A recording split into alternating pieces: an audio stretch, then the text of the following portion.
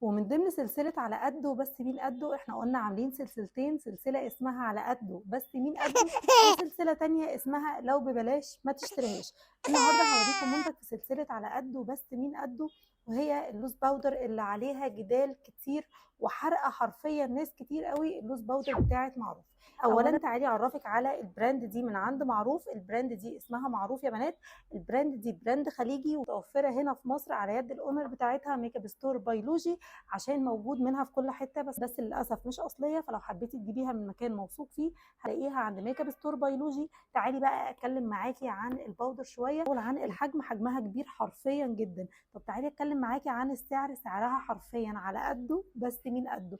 اتكلم معاكي على الثبات وكمان على الفينش وكمان على التغطيه اللي هي بتقدمها لك، بتديكي ثبات عالي جدا جدا جدا. بس اهم حاجه ما تكتريش منها لان هي حرفيا فول فول فول فول كفرج. كمان ووتر بروف، كمان ثباتها حلو جدا على البشره. حرفيا هي من انواع اللوز باودر اللي بتقعد الميك اب وقت طويل جدا على البشره من غير ما يسيح، من غير ما يحصل له اي حاجه. اهم حاجه كميتك فيها تكون قليله جدا، واختاري الدرجه المناسبه لبشرتك. وبما اني قلت لك اختاري الدرجه المناسبه لبشرتك، لازم اعرفك ان هي في منها 3 درجات.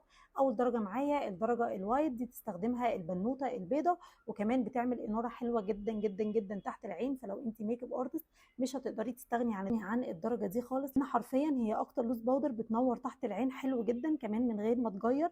خدي بالك الدرجه دي بيضه شفافه، بتدي اناره قويه جدا. الدرجه دي لو هتستخدميها نستخدمها لبنت بشرتها بيضه، او نستخدمها كتنوير واناره تحت العين. ودي كانت اول درجه معايا. تاني درجه معايا وهي الدرجه الاشهر على الاطلاق، الدرجه البيج يا جماعه مش البنانه. تاني درجه معايا الدرجه البيج. الدرجه دي نورمال، بتمشي على كل البشرات وبتاخد تون وكمان لون البشره والقمحي الغامق لغايه ما توصلي للدرجات القمحي الفاتح. وتالت درجه معايا وهي الدرجه البنانه، الدرجه الصفراء، وهي بتحب قوي البنات السمراء. بتنور حرفيا البشره السمراء. تقدري تستخدميها كتثبيت البشره كلها، تقدري تستخدميها لتثبيت تحت العين، هتديكي فينش حلو جدا. والشطاره كمان ان انت تعرفي تاخدي ال3 درجات وتمكسي منهم، تطلعي كل الدرجات اللي انت محتاجاها.